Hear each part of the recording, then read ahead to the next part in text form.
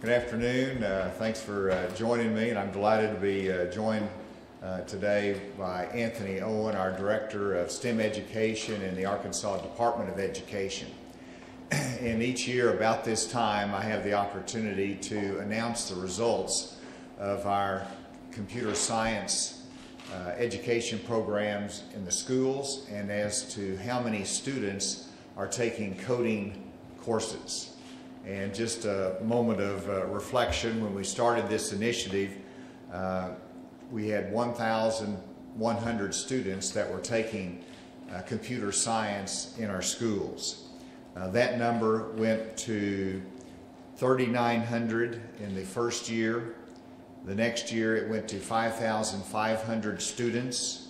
And then this last year it was 6,184 students that were taking computer science courses in our grades 9 through 12. I am pleased to announce today that as a result of the most recent statistics coming in the 2018/19 school year, we have jumped enrollment in computer science courses in our high school a total of 30%, so that we now have over 8,000 students, grades 9 through 12, taking computer science courses in our schools across Arkansas. This is an incredible success story. The precise number is 8,044 students. Of those, 2,484 are girls, which is a 26% rate of all the students taking computer science are girls, and that compares to a 20% national average. So we've worked hard to close that gender gap and encouraging girls to be in STEM courses, particularly the computer science courses, and we're having some success there. I have been to over 60 high schools since I've been governor promoting computer science in our schools. And this helps because it encourages the students. But I do believe that we are to the point that this is a continuing commitment of our schools and our students to excel in computer science education. If you put it in the perspective of 8,000 students taking computer science, if only 10% of those had an entrepreneurial spirit, that means that we have 800 students every year going into our economy that wants to create something using their coding skills. That changes the dynamics of our economy in Arkansas, our future, and the potential for these young people. Anthony's done a good job leading this effort, and he has a couple other specific statistics to refer to you before I turn it open for questions. Thank you, Governor Hutchinson, and thank you to the members of the press that are here. Obviously, ADE is exceedingly excited about these numbers. I guess I should start by congratulating Governor Hutchinson. I am very happy also in this position that we can continue under his administration, his vision for computer science education in Arkansas, and just so lucky that we can continue that. I do want to take a brief moment to say thank you to a few strategic partners, and I will leave some people out, so I do apologize about that. But obviously I want to thank Commissioner Key, Mr. Bill Gossage, who helped start this through legislation also. Dr. Childers and Arkansas Career Education have been great partners in this. We have a lot of outside entities that give us a lot of support, whether it be our educational service cooperatives, Learning Blade, a lot of different partnerships that play a huge part in this initiative and making sure that our students are prepared for the workforce of tomorrow and the careers of tomorrow.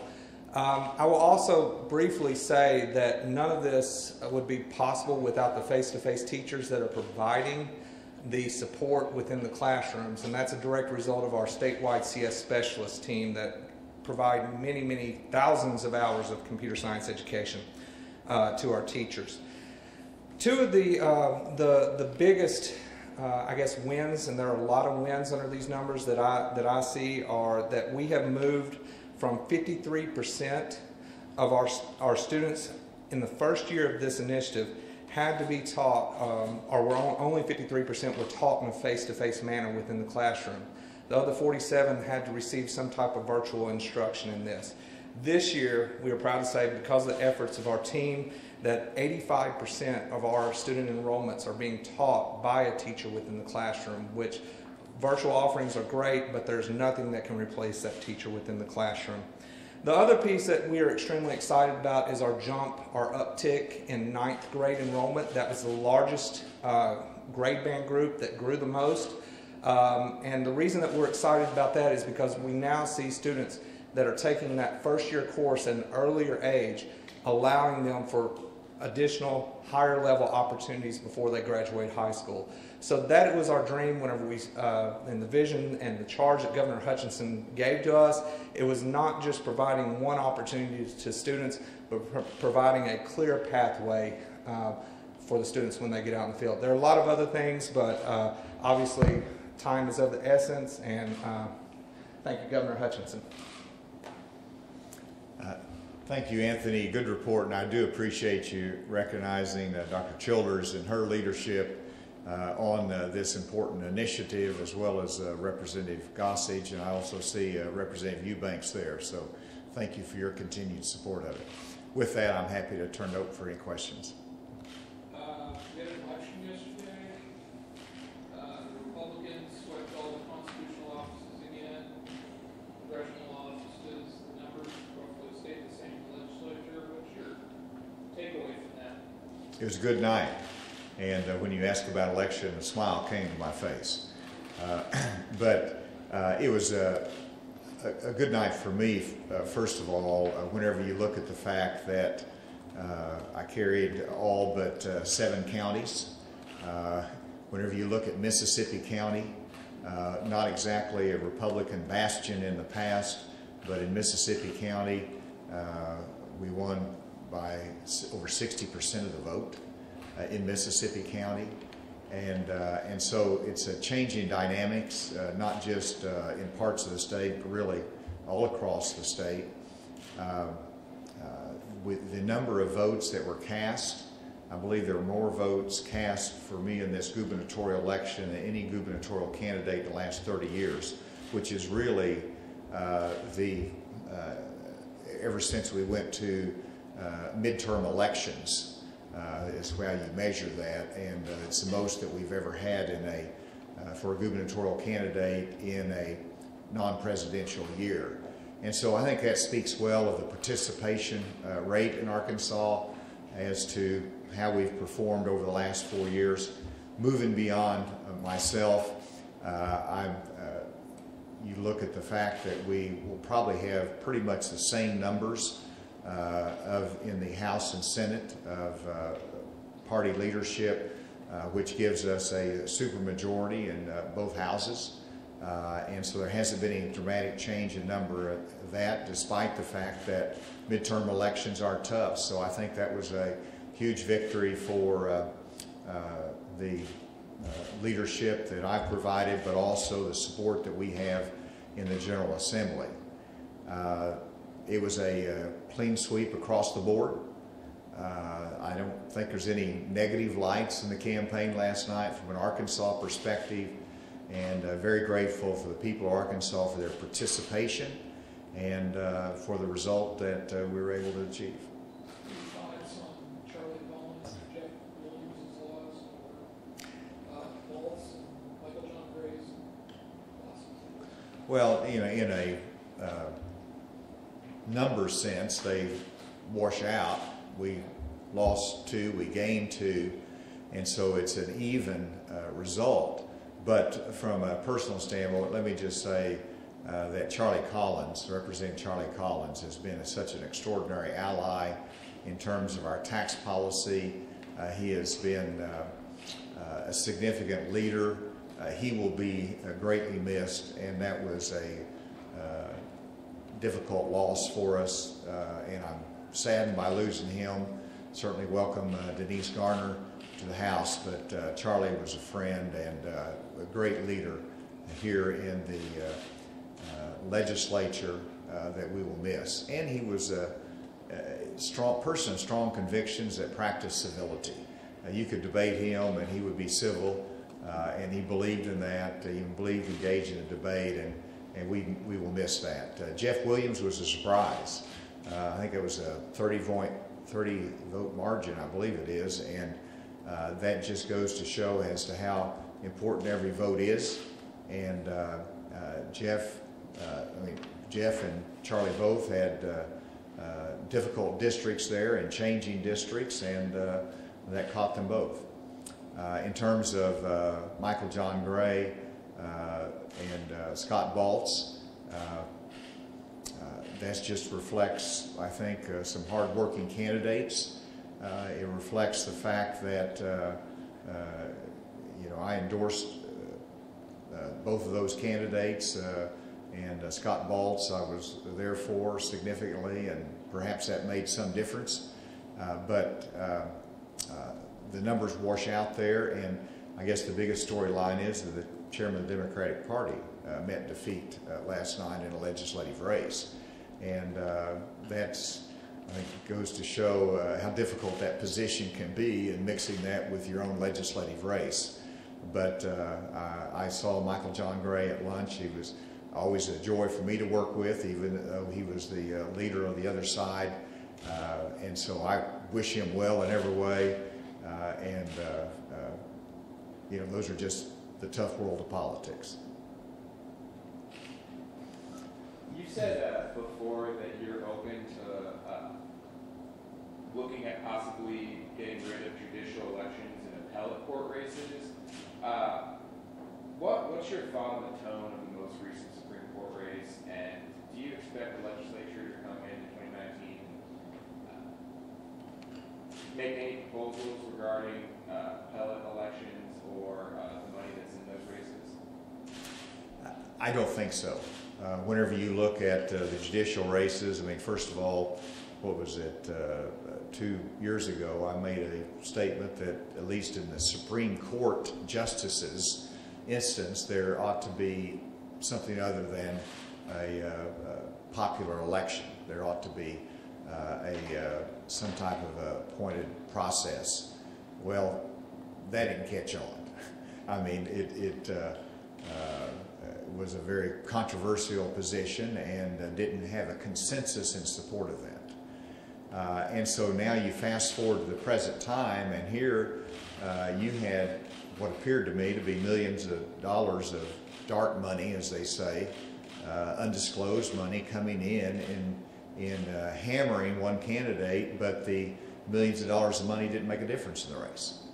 And so I think that will diffuse any effort to change that, even though I'm not happy with it. I don't think it's the good part of politics. And from a candidate standpoint, the more money you have coming in from outside and through third-party groups, the candidates lose control. You lose control over the messaging. You obviously are not able to coordinate, so you lose control of that. And there's less money that flows to your campaign, and more money flows to the outside groups. So I don't like the process, but I don't see that there will be any significant effort to succeed in being able to change that. Governor, you've been more expressive about an infrastructure plan as the campaign wore on. Have you fleshed out what that's going to be yet?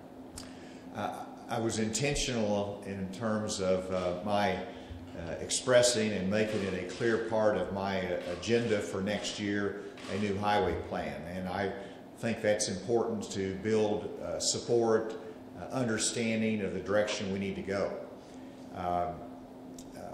As to how that's going to be fleshed out in the coming weeks, I have asked the Arkansas State Highway Department to answer a couple of questions for me and to get me some additional data on their funding needs, and to how much is needed for maintenance versus how much is needed for new construction, balancing those two. So I want to get those numbers in, as well as some specific answers on how this money would be used that would be raised through a new highway plan.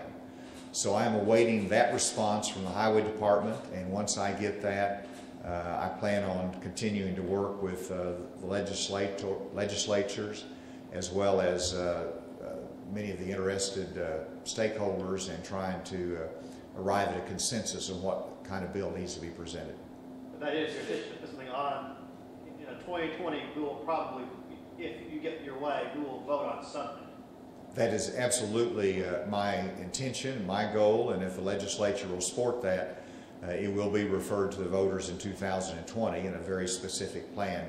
We're just trying to nail down exactly what that plan will look like. Is part of the discussion making the half-cent sales tax permanent and then maybe a couple cents increase on gas tax? Well, I mean, that's one of the options in the discussion.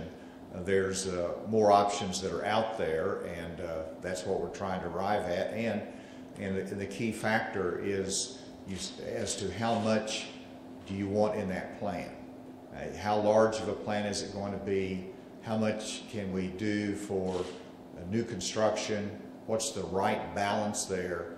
And so that is the first key question. And once you arrive at what that should be, then I think you look at what's the right structure to fund that size of a plan. So that's the steps we have to go, and there's just not a consensus yet on that. Yes, ma'am. Going back to the coding program, I was looking at some of the numbers district by district earlier and saw that some of our highest numbers for the students enrolled in the program and classes are for North Little Rock, Greenwood, and Bentonville. Do you think that we have a proportional number of students in more rural areas and other areas that are maybe not as affluent as, say, Greenwood or Bentonville?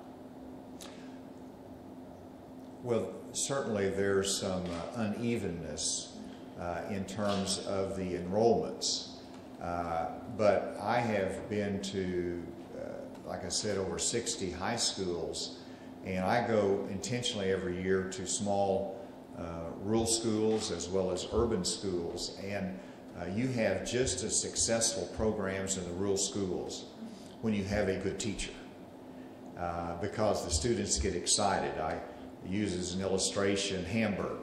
Hamburg's got a great computer science program, great computer science teacher.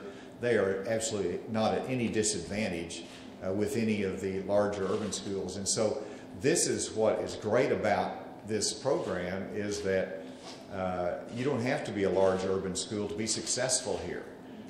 You just have to have a commitment to it, and students, and obviously attract a teacher that can teach it. So I don't see something that is worrisome there, but I do go to schools where I know they have low numbers. I'll look at those statistics and I see they have very low numbers. I will go to that school. And part of it is motivation of it could be the motivation of the student body, it could be motivation of the leadership of the school, and to make sure they understand what's available out there to support their efforts. So I think that you could cite probably just as many smaller schools that are highly successful in terms of their enrollment. And Anthony, did you have anything else to add on terms of some of the more rural schools? Well, Why don't you take the microphone? yes, sir. Thank you, sir. One example in particular that we'd like to point out is Greenwood School District, that really didn't have a program at all, and then after the governor's visit to that school, that program has grown phenomenally. This goes back to our need for teacher training and the reason that our statewide CS specialists are so important, because they build out that teacher capacity both in a skills level and a number level. And we have went from, before Governor Hutchinson launched this initiative, from about 20 identifiable high school CS teachers to now we have over 300 either fully licensed through our licensure process or accredited to teach these courses through our 4-year approval code process. When you say 8,000, is this an increase in the number of students, or do you have students who are not taking it for multiple years, and that's why it's increasing? Well, So actually, it's, go ahead, sir. I'm sorry. So actually, we have both those numbers. The 8,000 number is a unduplicated student count. So those are individual students taking at least one course. There are over 1,100 of those 8,000 plus students that are taking 2 courses. So if you're talking about yearly enrollment, we're over 9,000 yearly enrollments, over 9,000 yearly enrollments. So, but the 8,000 number is unduplicated counts. And so you had 3,900, a couple years ago, and now you're at 8,000. Is a big part of that they're now in their second class? So some of those are, but that's once again why we are so excited about that 9th grade number being the largest uptick out of all 4 years, because those students, that is not their second class, that's their first class, and it's going to give multiple options. Now some of that 8,000 may be repetitive students that have taken prior courses, but it's not a huge number. You can typically look at that by looking at the level 3, level 4 courses. So you can have 4 years of this? Yes, sir. You could actually have more units than 4 if you can work it into your schedule. Gotcha. And there's a list of the computer science courses that are available that we count: advanced programming, advanced networking, advanced information security, computer science, independent study, computer science interns. Those are... That's the second page. Oh, I grabbed the wrong one, so don't pay attention to that. Yes, sir. So having the supermajority continue, are you going to do anything different? Maybe being a little bit more aggressive on the timeline for reorganization, maybe a little bit more aggressive on, you got some legislators that like support income tax that's beyond what you want to do. Well, first, I certainly hope that for the major initiatives that I have, that we'll have good bipartisan support. And so, just like 4 years ago, we passed the tax cuts and computer coding with good bipartisan support. I hope that is the case this next year. But in terms of the next rounds of tax cuts, there's a couple different ways you can present the legislation. It could be with a simple majority tax cut, or it could be with a tax cut that would require a 3/4 vote. And certainly with the results of the election, it gives you a little bit more comfort that you'll be able to pass a major legislation, even if you need to have a 3/4 vote, if we can build that consensus and get those that I think do support it to vote for it in the Assembly. So it does make it easier. Do your reaction to issue 4 consent? The casino amendment. Well, as you know, I opposed it. I voted against it. But the people have spoken on this, and we will work hard to implement it. There is a budget impact. My first budget meeting today showed a $40+ million gap because that amendment passed. That reduced the tax rate. And so we have to adjust for that down the road. And so, who knows what it'll be like long term, but in the short term, there is a cut in our revenue. There's a cut in the tax rate for the operators in Arkansas. But we're going to make it work. We're going to implement it. We're going to try to do it in the right way, and we got a short time frame to work on it. Both the Racing Commission will be engaged in it. We'll have to provide additional support because rules have to be adopted. And of course, there's a process for that. So there's a lot of work to be done. Does that at all impact your plans for an income tax cut in 2019? Well, there's a budget impact that we have to work through because of the casino amendment passing. That's doesn't change my commitment and the ability to do tax cuts. But there obviously is a revenue impact for that issue 4 passing. With the computer science program, are we seeing students come out of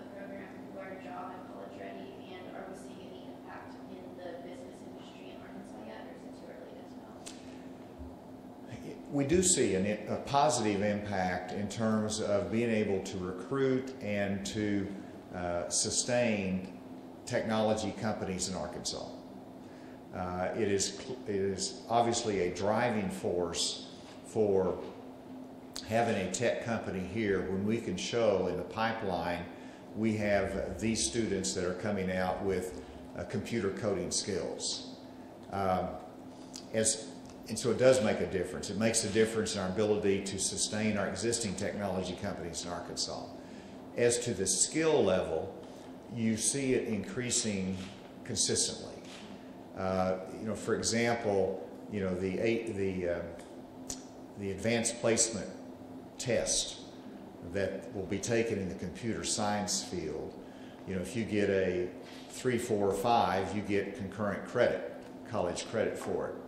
Well, initially we had very few that they take the computer science test, but they did not get to the score that would give them concurrent credit and would give them rewards. The other day I got a text from a teacher that talked about how many students scored on that computer science AP test that will be getting that credit and will be getting financial reward for it. So it just shows the skill level is increasing. Do we have a number for how many students have passed in that year credit? I'm sure we do. You give it to them afterwards. Yeah, that's totally yes. fine. Please contact my office. I'll be We'll glad get to that. do Also, do you have any examples of any specific tech businesses that have come to Arkansas as a result of this or have sustained their businesses here? Well, we have the accelerator program in the financial services arena, FinTech. And so we've recruited, I believe it is 3 companies that are staying here in Arkansas, building their base. There's a lot of factors in them making that decision. One was investment, it was mentoring, it was the connection to FIS, but also that the fact that we have this emphasis on computer science is one of the factors that helps us sell to these companies. In addition, you have, whenever you have Axiom that changed ownership of the company, the fact that I can tell the new investors in Axiom that we've got a talent pool that's going to be feeding your industry, that helps us to keep those, is one factor that can be considered. So it goes on and on. Matova, it's important to them, and Nuvo and North Little Rock. I think it does make a difference. I think there's some illustrations of it. How do you feel about Mickey Gates being reelected? Obviously, he's well received in his district. The voters looked at this and said, we're going to vote for Mickey Gates. And so the voters have spoken, and I presume he will be seated as a member of the General Assembly. Okay, y'all are terrific. I'll be around, and Anthony will be available to answer any more detailed questions. It's good to be back, and it's good to have a smile on my face as day after the election.